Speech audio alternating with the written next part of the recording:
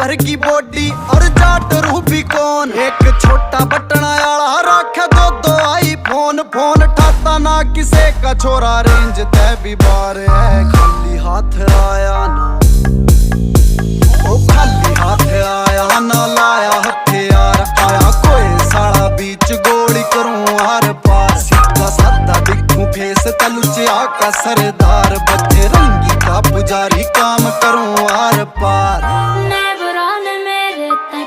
पूरा शक मेरे घर क्या न बोल रखा बेटे जितना हक हो मेरे